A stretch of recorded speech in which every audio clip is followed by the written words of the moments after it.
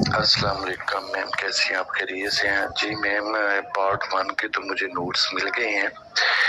Paper 1 के 103 pages हैं, paper 2 के 92 पेजेस हैं और पेपर 3 के 18 हैं, पेपर 4 के 16 और पेपर 5 के 16 पेजेस हैं। ये टोटल 245 तकरीबन बन जाते हैं पेजेस।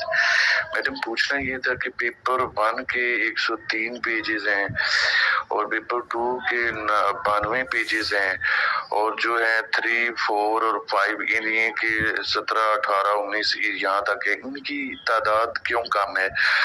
और दूसरी बात ये कि आप इससे तैयारी किस तरह करनी है ये बता दीजिएगा प्लीज। अस्सलाम वालेकुम। पार्ट 1 में देखें, एक बच्चा बेसिक्स आता है मेरे पास जिसको ज़ीरो नॉलेज है। ठीक है, क्या होता है कि उसको पता ही नहीं है पेपर कैसे लिखना है, पेपर को कैसे अटेम्प्ट करना है और फिर सवाल कितना लेंथी जाना है, सवाल कितने पेजेस पे जाना है। तो जो ये पहला पेज है पेपर है ना, वेस्टर्न पॉलिटिकल थॉट्स, इसके 100 राउंड अबाउट जितने पेजेस अभी आपने बताए हैं वो इस वजह से है कि देखिए 12 सवाल है ना। अब 12 से 13 सवाल जो थे टोटल, उन 13 सवाल को मैंने बड़ा लेंथी उसको लिखा हुआ है। उसके अंदर पेपर प्रेजेंटेशन आप देखें कि उसको एक सवाल को लिखने का उसका तरीका कैसे है, टीचर का उसने कैसे अटेम्प्ट किया है, लाइनिंग कैसे लगाई है, अंडरलाइन कैसे करना है।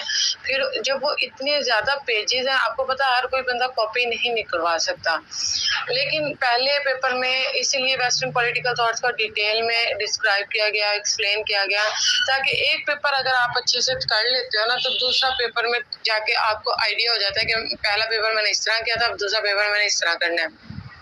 ठीक है, पहले पेपर के तो ये लॉजिक्स हैं क्योंकि मैंने उसे विद डिटेल और विद मतलब एक्सप्लेनेशंस के साथ सवाल को स्टार्टिंग, एंडिंग, प्रेजेंटेशंस, अंडरलाइनिंग, उसके आउटलाइन को कैसे एडजस्ट करना है, अगर कोई सवाल नहीं आ रहा तो उसको लेंथी कैसे लेके जाना है, 25-25 हेडिंग कैसे देनी है, सवाल का शुरू कैसे करना है, सवाल के शुरू में हेडिंग कैसे देनी है और दरमियान में हेडिंग्स कैसे देनी है, ईच एंड एवरीथिंग इसमें एक्सप्लेन किया गया है। ठीक है, जो दूसरे नंबर का जो सवाल है, अब बात कर लेते हैं मुस्लिम पॉलिटिकल थॉट्स की।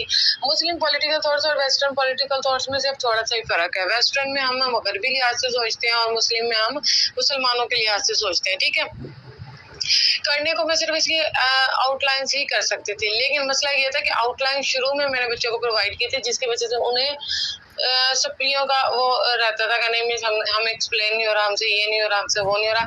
फिर उसके बाद जो सेकंड फाइल एक और आप सेंड की गई अशार है, उसमें अगर आप नोट करें तो हालांकि वेस्टर्न पॉलिटिकल थॉट में मैंने अशार नहीं डाले हुए हैं, मुस्लिम पॉलिटिकल थॉट्स में अशार डाले हुए हैं इलामा इकबाल के। ठीक है, अब मुसलमानों के लिहाज से जिस तरह आप सोच सकते थे उसमें मैंने आयात, हदीस, अशार और जो चीज़ें हम इसमें डाल सकते हैं एक सवाल के लिहाज से, अदल के हवाले से, माशरे के हवाले से जो भी अरिस्टोटल का कोटेशंस वगैरह थी वो डाली हुई हैं, इक़्तिदार आलम में अल्लाह ताला को बयान किया गया उसके हवाले से लिखा हुआ है।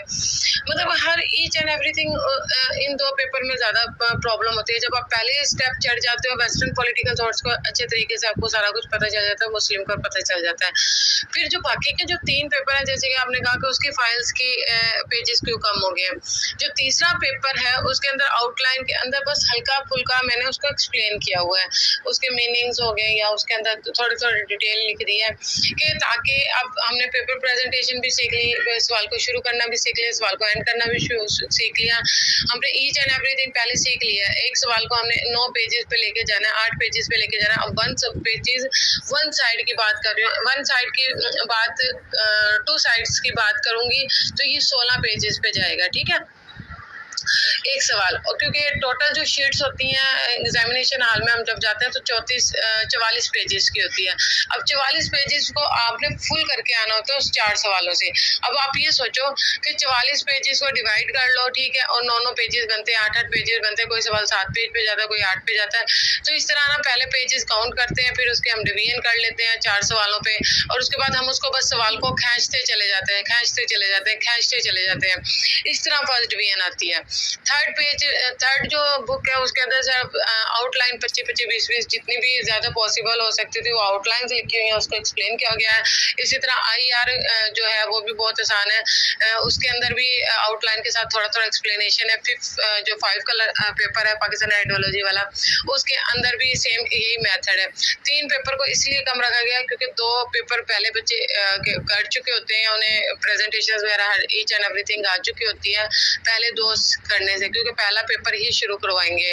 वेस्टर्न पॉलिटिकल थॉट से शुरू करते करते जैसे जैसे आप सीढ़ियाँ चढ़ते जाते हो, जैसे जैसे आपकी प्रैक्टिस होती जाती है, जैसे जैसे आप पढ़ते जाते हो, लिखते जाते हो, तो आपको 5वें पेपर तक खुद ब खुद अब मैं हर एक आपको लिख कर दे दूँ 100 पेजेस 200 पेजेस का 150 पेजेस की मैं फाइल्स आपको सेंड करने लग जाऊं तो आपकी ये बुक की भी फिर जरूरत नहीं पड़ती है, फिर ये होगा सबका पेपर एक जैसा हो जाएगा। देखिए ना, अब इतने फाइल्स का प्रिंट निकलवाना बेहद मुश्किल होता है बच्चों के लिए।